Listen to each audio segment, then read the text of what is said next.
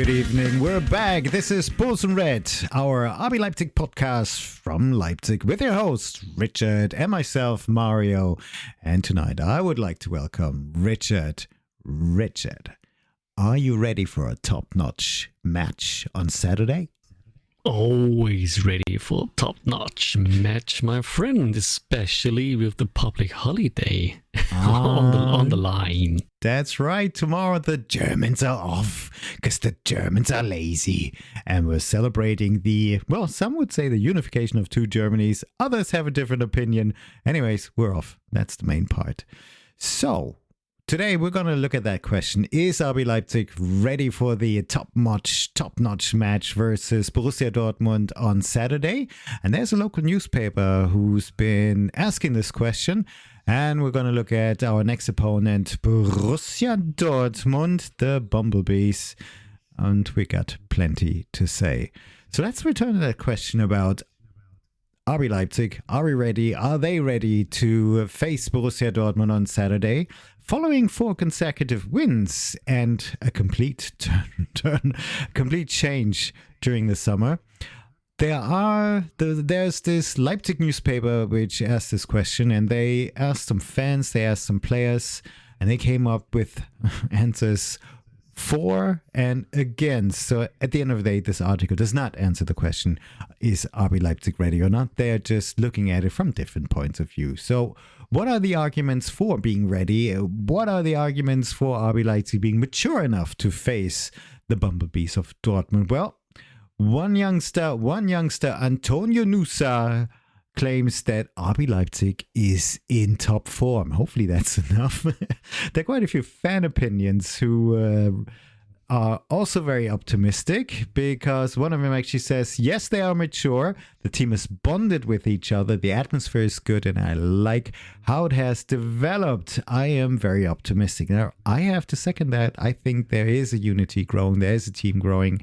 And the atmosphere seems to be a lot better than it was during the last season, or especially towards the end of the last season. Another fan considers a mature performance and a win is possible because the way RB Leipzig has been playing the last couple of matches, he claims that everything is possible.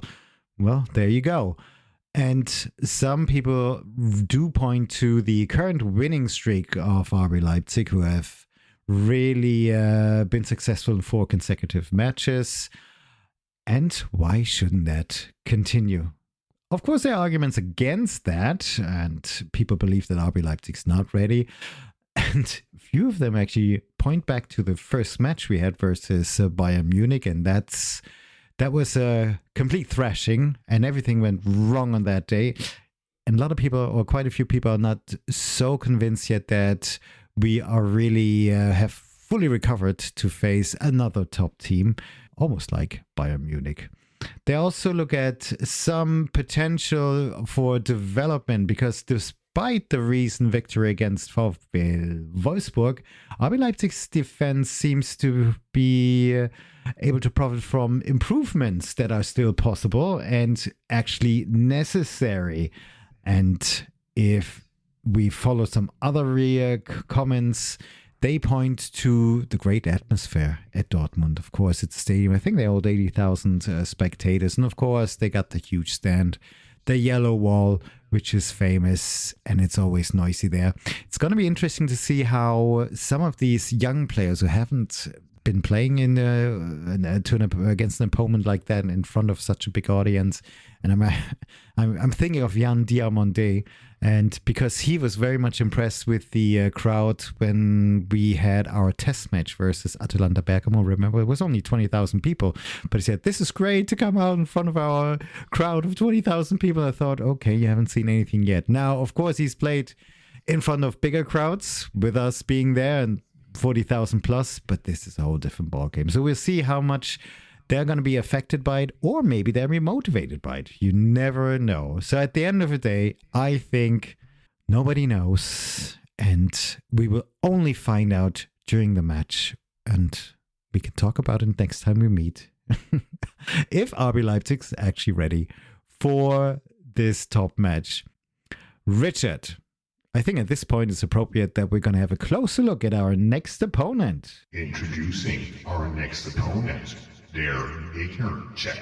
The bumblebees, Borussia Dortmund. I know you usually talk, but I'm going to steal some minutes off you from here because I picked up another quite interesting article. The German newspaper Die Welt published an article which had an headline which was called "Why Borussia Dortmund Has the Best Prospects in Years." Though in that article they focus on those reasons why Borussia Dortmund is potentially in a better shape than they were in the last season. And I think that leads us in quite nicely to your prediction, the kind of your analysis you've done about Borussia Dortmund. So they have 4 main points that they mentioned. So first point is they look at the stability and success streak of Borussia Dortmund. In their view, Borussia Dortmund has been scoring on a regular basis, and they have been very stable, much more stable than in recent months towards the or in the last season. And so far, they have, across all seasons, they have been undefeated for 15 games, if you exclude the Club World Cup. That is quite an impressive streak. And in the current season, in terms of competitive matches, they have won 6 out of 8 unbeaten matches during the season, also against Bilbao quite recently. That is quite impressive. So they seem to be in a very good form there. The second big reason for them is that Borussia Dortmund has the best prospects in years is their improved mentality and, here's your favorite word, cohesion. There are indications that the mental weakness which the team was often accused of in the past belongs to the past. Now, I'm not 100% sure that this is correct. My impression towards the end of last season actually was that they had a mental strength, because otherwise they wouldn't have been able to really come from behind, so to speak, from the 11th rank of the Bundesliga to finishing up in the top 4 and claiming a spot in the Champions League. So I'm not 100% sure what they mean, but they may have a point at the beginning of last season. Yes, there were occasions when you could observe mental weakness in that team. But they acknowledge that coach Niko Kovac has ensured that the players do things with the previous unknown consistency, and even offensive players, just like Adeyemi. Gosh, and he's been in a fine form in the last couple of weeks. They do now all work backwards defensively. So that was something which didn't happen as much during the last season. Third factor for them is tactical and personnel factors.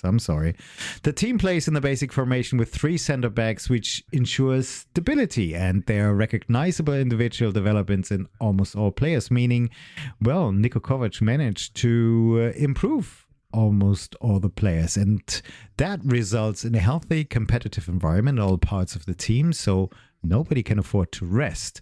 Kovac was able to change the successful starting 11 against Bilbao in 5 positions, and he managed to do that without a drop in performance. Now, this, I must say, is really, really good. Something which deserves a lot of respect. And that just means they have the right quality players in the right positions, and not only one of them, but 2 in each position. And I think that's something that is a situation where RB Leipzig is working towards too. Now, the fourth and final factor for those great prospects for Borussia Dortmund is the successful transfer policy and fitness. Now, in this article's claim, the purchasing policy was tailored exactly to the needs of the pragmatic coach. And every player signed since January is a reinforcement, with the exception of Joe Bellingham, who's not fully integrated yet. Interesting.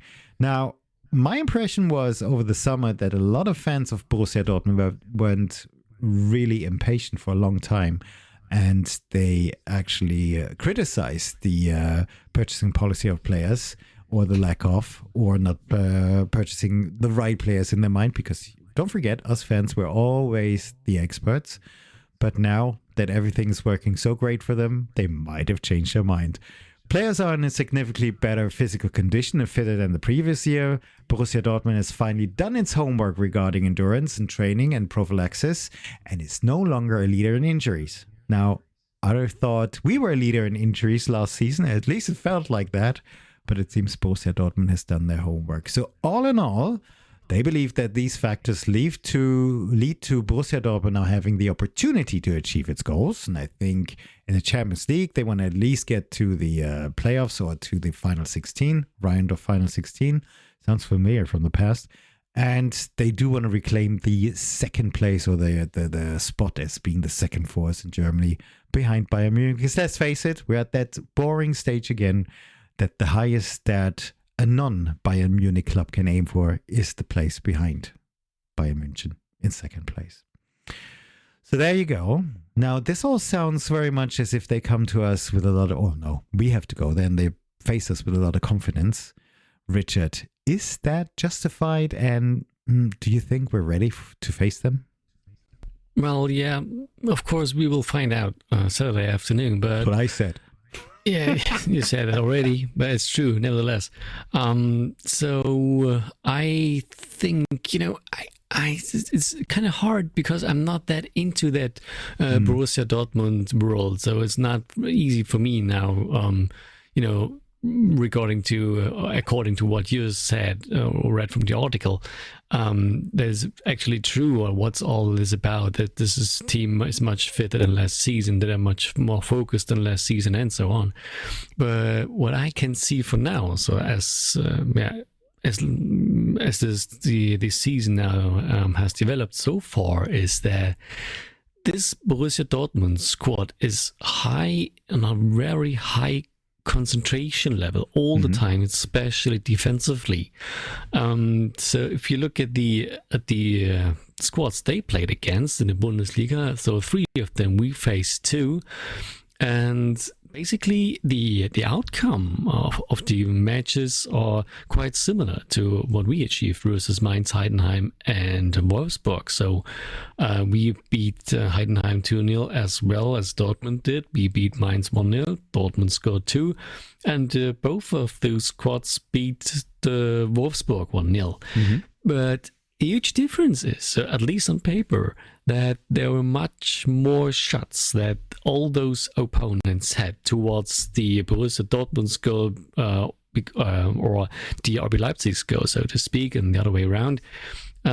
So speaking of numbers, Heidenheim had only 6 shots versus Dortmund, so which is no wonder because they were, just running short on personnel with the early red card. I don't remember what the player was who was sent off. But yeah, so most of the time in that match, Borussia Dortmund had 1 man more. So it was 11 versus 10. It's no wonder that Heidenheim wasn't able to bring much power towards the opponent's goal. So basically it killed their own offense. It wasn't just non-existent in that match, was it? Yeah, it's pretty much like that. It was the first match Heidenheim played without Cienza after his transfer to Southampton, and with 1 man shy, it was just a training match for Dortmund. To be honest, they had like 75% ball possession, and it was okay. If you somehow could manage to score 1, we can score 2 more if we want to. Yeah. So that was basically the feeling I had when I watched it on telly. But what I was trying to say is Heidenheim had only 6 shots against them and only 5 shots versus us. So this is pretty similar. But looking into the other squads, so I'm talking about Mainz. Mainz had 8 shots versus Dortmund 13 at the goal from Peter Gulacsi. And the biggest difference you will find in that match versus Wolfsburg, because Wolfsburg only managed to get away with 9 shots and none of them on target versus Dortmund. But they had 22 versus RB Leipzig most recently, and 4 of them went on the target directly. So that's what I'm talking about. So the defensive stability is quite impressive, and even more, those offensive units of those squads I mentioned are not that good. And speaking of Heidenheim, almost no Bundesliga level. But on the other way around, on the other hand, is that the Borussia Dortmund squad was able to keep them so far away that they wasn't even able to fire something in the near of the opponent's goal for the most of the time of those games. And that's quite a huge difference. On the other side, what I think it's got something to do with this balancing thing. You have to, it feels like if you have to make a decision, being stable defensively, so do not concede goals or score a lot of goals. So looking at the other side of the ball, so looking at the offense, Dortmund only have 57 shots in the whole Bundesliga matches so far. So 5 Bundesliga matches, only 57 shots, which is about a midfield in the league. Okay. RB Leipzig actually second place in that department with 87. So we outshot them 30 shots in 5 games. And remember, I said, hey, we had 3 of those 5 opponents were the same. So the units we faced were the same, and so to speak, it was the tasks the puzzles we had to solve were the same. And somehow our offensive unit was much more able to create some chances. But on the other hand, what's strange is shots that went actually on target, we're running short. Okay. So in that department, there's Borussia Dortmund much better with 28. So 28 out of 57, which makes almost every second shot they take hit the net, or at least goes to the net, to on target. It's on target, yeah. It's on target, and our defensive unit is, it's more like a. In Germany, we say Schrotflinte. No, it's a shooting gun, I think, in English. I have no idea what it is, but the shots seem to go a lot more straight with RB Leipzig compared to Borussia Dortmund. They seem to be more on target, more efficient, maybe. A much wider area selection of shots around the goal, where the shots finally Where's land. that goal? I don't know. Only 23 out of 87, which is about nearly every 4th shot only goes towards the net, and that's quite a remarkable difference here. So that leads me to the following conclusion. I think we're gonna have a lot of fun watching that game, because I don't think that the back 3 of Dortmund had that that puzzles or that strength they were shown against, they were facing against, like this Saturday, because with our wingers, Bakayoko and Diomande on Nusa, any one of them is able to, Orgo, don't forget about him, any one of them is able to go for a decent dribbling, and they will do it. At least 5, 6, 7 times per game, and I'm curious how that will have an effect of the Dortmund defense. There is this Niklas Süle, who is, somehow always seemed to be not in the best shape. But he had really improved last season. He looked but now his frame is much wider than last season, so at least what I saw yesterday. Screen, I suppose. Maybe, yes. Yeah, it's widescreen. That must be the reason. So, I don't want to be disrespectful, because I think he is a solid Bundesliga player, and to be honest, but he's not the quickest one. When taken on velocity, could work in our favor, couldn't it? It could, and I expect that. So when Diomande with the on the left side with David Raum, they're gonna create a lot of trouble, and so will do Bakayoko on the right wing with the support of Riedle Baku.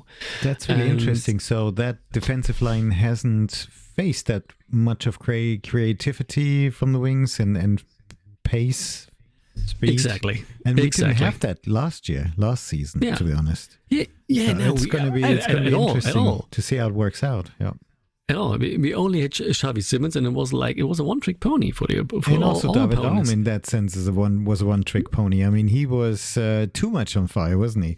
And overwhelmed. He had to work towards the back, and then it seemed like he was the only one igniting something, creating something, and there was too much responsibility on his shoulders. Yeah, but his signature move is basically sprinting towards down the sideline and then go for a crosser. Yeah, true. So it's one trick now, yes, yeah, it is. And now you have Bakayoko who tends and who likes to cut to the inside. Yeah, he likes to do that. Of course, but he is able to do it with the right foot as well. Yeah. He doesn't show in that often yet, but he scored twice like that already. He scored twice with his left foot, but he's able to do it to shoot or to bring in a nice crosser with his right foot too. And I think, and that makes it much more difficult for defensive players, to figure out what he's going to do next. And so I think that he will have a huge advantage, and I think it will be a huge mismatch versus Waldemar Anton or Benzabaini for at least more 50% of the time when he have the ball and goes like for a one-on-one challenge. Yeah. Okay. So I think it's going to be highly entertaining. On the other hand side, there is Dortmund offensively. Yeah. Is Karim Adeyemi? Oh my gosh, is he in good shape? So good all of a sudden? Wow! In the recent weeks, happened? I don't know. Maybe his breakfast is better now, or something in this article in the Welt was correct. But I don't know where it come from. Every day, you never know. Maybe I don't know, but it's really impressive how stable he is in the recent weeks, and he's a major threat offensively, and in this individual quality is such a high level, because what Schotterbeck now he's back in this back three, and I think we will see him on the pitch on Saturday. Player, isn't he? Yeah, but he has one really, really, really impressive shot in his foot, and this is the long crosser, from his defensive left side, usually towards Adeyemi on the right side, and that works out so well and so often. Yeah, Adeyemi is so fast, and when he's on his full speed, when he takes on his velocity, it's kind of hard to defend them, and this will cause a lot of trouble. And with Guirassy as one of the classic penalty box strikers, it's I think it's so I love his playing style because it's a really old school penalty box striker. It's a lot of difference in his playing style compared to Kane. But nevertheless, he is so dangerous, can create something out of nothing. And, it's great at headers. So, he will score. I predicted Guirassy goal. Yeah, could happen, but I don't want to put you off track here. You've been talking about Guirassy and also being the classic box player. And that makes me think, what do you think our Romelu needs in order to perform almost on a similar level? Or do you think he has a different style of play? Yeah, I think the latter. I think the latter. Okay. Because he is somehow, a little bit slower in his head. I think he needs not much more time, but the decisive moment of time. I think he's not that quick recognizing situations to develop. And so I think his strength has to come more out of his frame. He is taller and heavier than most of other strikers, and I think he can take it on easily with most of defensive players. So that should be no problem. And I think he has to work on his stability. And if he's going to improve in that department, I think we will see much more goals from him in the future. But he's not a Guirassy's kind of player, because Guirassy is so much quicker, and when there are only narrow space to maneuver, he is really, really good, and I don't see Romelu on that level, at least yet. Maybe he has something in the tank left to go for it like that, but actually I don't see it. Okay, fair enough. Now, you said it's going to be an entertaining game. What do you think in terms of score? How's it going to end? I think anything is possible here. Kaching. If I had to bet, I'd bet that both teams will score multiple times, And in the end, I think the defensive stability of Dortmund will prevail, and we will see a 3-2 win for Dortmund here. I'm going to be slightly more optimistic. I think we're going to snatch a point. 2-all draw, highly entertaining and dramatic. Who is Ole Werner, Richard? Who's Ole Werner going to stand on the pitch? Liebe Fußballfans, wir kommen jetzt zu unserer heutigen Mannschaftsaufstellung. Same old, never change a winning team. Gulaci, Baku, Luke Orban, Raum, sei what? Same old. Same old. Uetre Ogo, Baumgartner, of course, Diomande, Bakayoko, and Romulu. I think the starting job for Nusa is coming too soon, too early. And maybe we'll see him in the second half if this crowd should be too overwhelming for Mr. Diomande. We will see. What does it take for Harder to come on the pitch instead of Romelu? I think he has to score. I think he will get his chances. Mm-hmm. And to me, it seems that Ole Werner is someone who makes decisions and hang on to it a long time. Yeah. He's got a core team, which he sticks to. Mm. Yeah. And as long as Harder, don't come on a pitch for like 2-3 weeks in a row as a substitution and then score or at least have an assist, I think until this will not happen, Romelu will have the starting job guarantee. Interesting. Let's keep an eye on that. Well, thank you, Richard. That's been very enlightening. This has been another episode of Borussia Red. We looked at reasons why a newspaper called Die Welt believes that Borussia Dortmund has the best prospects in years.